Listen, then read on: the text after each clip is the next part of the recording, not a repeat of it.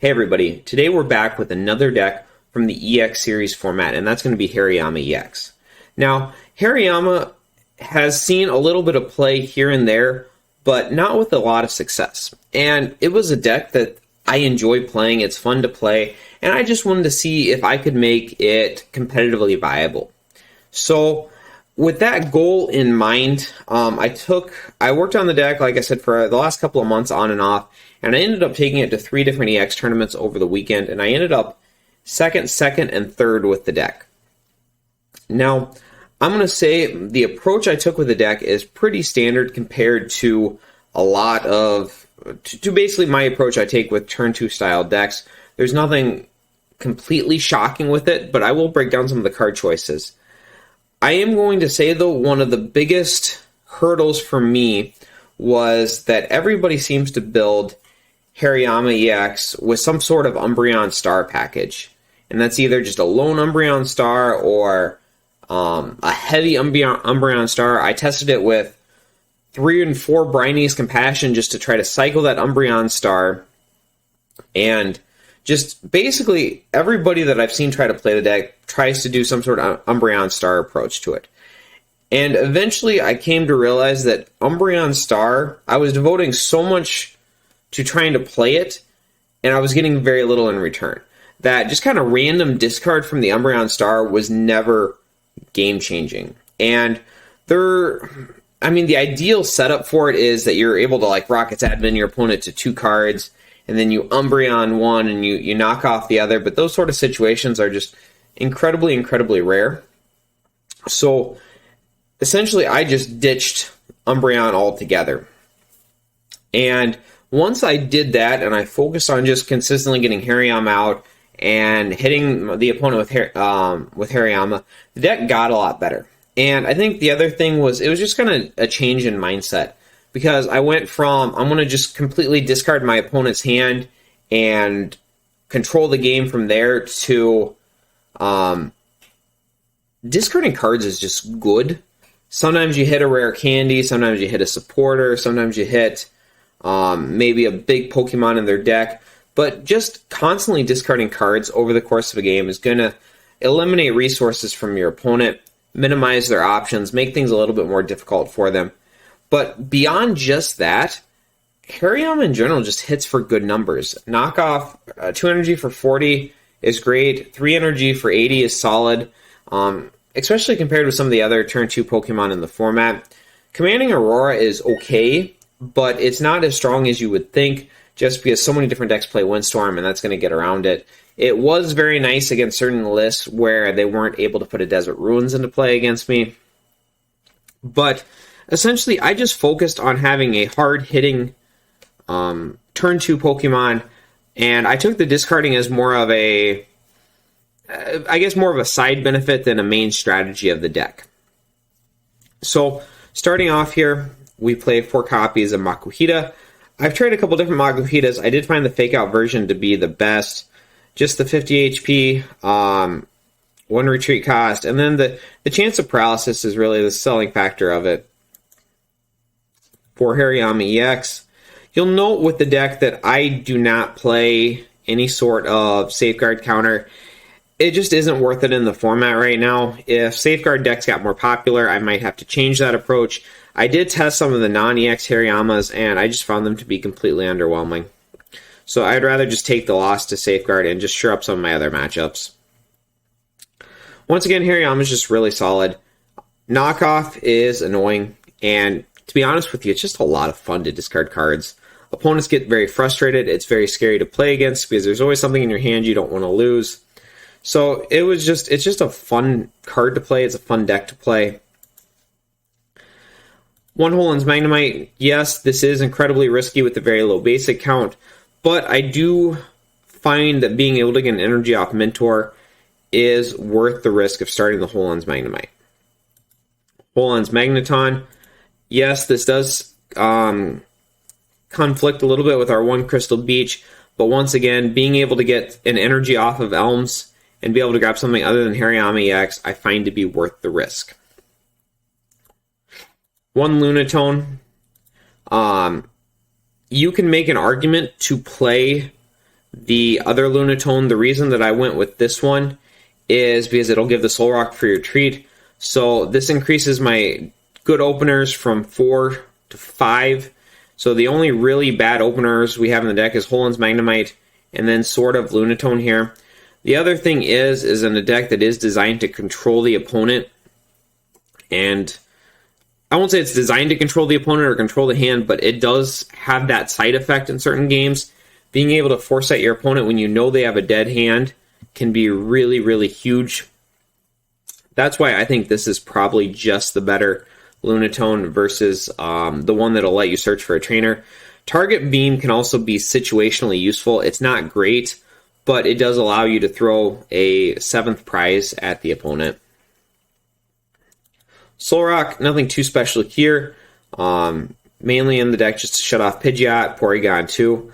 I am going to say that Hyper Beam, since we do play the Fighting Energy, once again, it's not a great attack option, but it is an option the deck has, especially if we're trying to play that 7 prize game. Or if we're playing against, let's say, like a really annoying Plusle strategy or Minim strategy, and we just constantly want to try to discard the energies to make it a little bit harder for them to sniff out every turn. For Rocket's Admin, I think this card's absolutely essential in any sort of turn 2 deck. I would say 4 of is almost essential in about any deck in the RS to PK format. 3 Castaway. I did opt to play a Castaway engine in this deck for a couple of different reasons. One of the biggest things that I was struggling with the deck is fighting resistance is very common. Dragtrode in particular was giving me a lot of problems. I felt like the matchup should be solid due to my high Cursed Stone count and their ability to, they usually play a high Desert Ruins count, so being able to lock that Cursed Stone in play, I thought would give me a pretty solid matchup, but I still struggled once they got a Dark Dragonite out and they started swinging with it just due to that fighting resistance. So I found a single Crystal Shard would make the matchup a little closer, but it was still unfavorable. The second Crystal Shard I actually think throws the matchup slightly in my favor, maybe not by a ton, but at least by a little bit. Beyond that, I like the ability to just grab a Fighting Energy from the deck and then a Supporter. Not only does that help set up a Hariyama EX, I do like it to grab that single one of Scott, which I do find useful in certain situations when I know I need to either search out a Cursed Stone right away or be able to throw multiple Cursed Stones at the opponent. 3 Professor Elm's Training Method. I just don't find the 4th worth it. I think you could make an argument for it since we're playing the Holin's Magneton, but I just went with 3 copies here and I found it to be pretty consistent. Went with 3 copies of Steven's Advice. Usually your hand size is going to be relatively low, and on top of that, I found that in the RS to PK format, the decks that are popular right now usually play with pretty large benches. The other thing is against decks where you are discarding cards from their hand, I find that players can be more likely to throw down key Pokemon to avoid them being discarded. So if they know, for example, they don't want you to discard their Squirtle or a Lugia or something like that, they'll just slap it down right away. So you're going to get better Stevens. 2 Hole-On Mentor. I do want to note, I've seen people play turn 2 decks different ways, where some will play the Dual Ball, Great Ball engine. I don't hate that. I do prefer the Hole-On engine just because I feel like it gives me a little bit more utility. Instead of, let's say, for example, playing Great Ball where that just grabs me basics, I lose a little bit by it being a supporter, but adding that Transceiver into the combination where it's able to get me either basics or draw cards, I think is worth the risk. 1 Hole-On Adventurer, pretty standard with the Hole-On package. I do opt to play a Hole-On Scientist, even though we are discarding cards and trying to keep our opponent's hand size very low. I do find that I still get some range out of the Hole-On Scientist. There's still going to be situations where I burn my hand way down, and I'm able to Scientist for more cards than I would see with Hole-On Adventurer. 1 copy of Scott. I would like a second copy in the deck, but 1 plays fine. The main deciding factor for me with Scott is that Scott is it's a setup supporter. It's not like an aggressive supporter. Sure, it can grab you that Cursed Stone, but a lot of the times with Scott, Scott's going to get you a supporter that you want for the following turn. So it's going to grab you that Castaway, or it's going to grab you that Elms. It's going to give you that direct benefit. It's not going to give you an immediate benefit. Like if I need let's say, a Balloonberry, I can Scott for a Castaway, but the Scots are not going to get the Balloonberry. Or if I need a Hariyama, I can Scots for Professor Elm's Training Method, but it's not going to get me the Hariyama. It acts really good as a good setup supporter. It helps you thin the deck, and essentially it acts as a 5th Curse Stone, giving me another option to find those Curse Stones in the deck. For ER2, I don't love ER2 in the deck. I don't hate ER2 in the deck. They're playing okay. I can see an argument for dropping them. I could see an argument for just playing Pokemon Reversal over it. I could see an argument for playing a bumped up Castaway line and then some stronger, I won't say stronger, I'll say more tools in the deck. I think there's a lot of different ways you could go with it. Then, of course, 4 Hold-On Transceiver. For the tools, I went with my 3 Castaway. I went with 2 Balloonberry. This was just kind of a nod to how popular different POW-style decks are and how much special conditions can really hurt you. So, for example, against something like Stantler, I got to be able to retreat that Hariyama and not either take the Confusion Flip or I got to be able to retreat that Hariyama so they can't POW lock it active, or I can't get into a special condition sort of situation. Beyond that, too, it's just really nice to be able to have that retreat. If, let's say, for example, we do unfortunately start with a Hold-On Magnemite, we can Castaway and get a Balloonberry so we don't have to attach initial energy to the Magnemite, stuff like that. I found the Balloonberry to be very useful. 2 copies of Crystal Shard. I do find the second copy needed. Beyond just the Drag Trail matchup, there is a lot of things in the format that have fighting resistance, and a single copy of Crystal Shard is a nice surprise. The second copy, a lot of times people aren't expecting. It'll push you over the edge a little bit. But usually against decks that have fighting resistance, the single copy of Crystal Shard is not going to be enough to get you there. Common things you're going to use Crystal Shard against are going to be Pidgeot, Lugia EX, and the before-mentioned Dark Dragonite.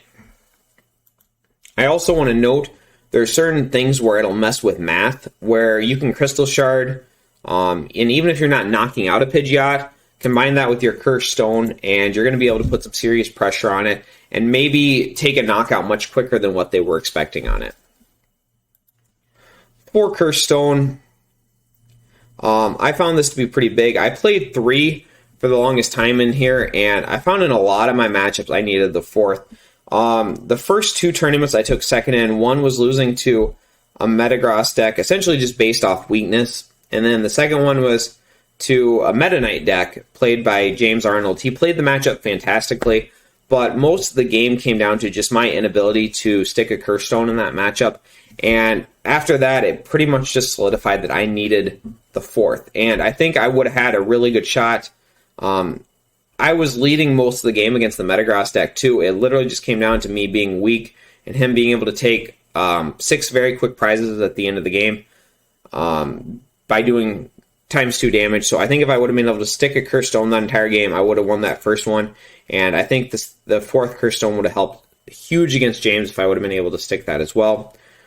1 Beach. Not only is Beach nice, but this was mainly for the Dark Tyranitar matchup, or the Bombtar matchup, where if you are, they don't play a high windstorm count, so if you are able to lock a Crystal Beach in play, it can be huge. Play 13 Fighting Energy. 13 is a little low, but you got to remember we do play the Hold-On's Magnemite and then the Hold-On's Magneton as well, so that'll bump it up a little bit. Not to mention we also play 3 copies of Castaway to search out the Fighting, and then the Hold-On Mentor to search out the Hold-On's Magnemite. So we do have quite a lot of options to make sure that we are getting our energy drops into play. I think you can make an argument to play like one of maybe a Warp Energy in the deck, maybe a Cyclone Energy, just something like that. I think playing the Lunatone with the Moonglow body gives you a few more options in there, but I opted just to play the 13 Fighting Energy. I think I could also make a good argument to play a single copy of Strength Charm in the tool lineup. I think that might be something you could do if you drop the ER2s from the deck. And like I said, bumped up the Castaway to 4, and then you just play a more diverse trainer lineup. Buffer Piece came in and out of the deck. I just never found it impactful enough where I felt like it was making... It really changed the outcome of a game for me, where both Crystal Shard and Bloomberry did have that feeling for me. But all in all, this is going to be my Hariyama deck. Other than that, I hope to see you guys in the next video.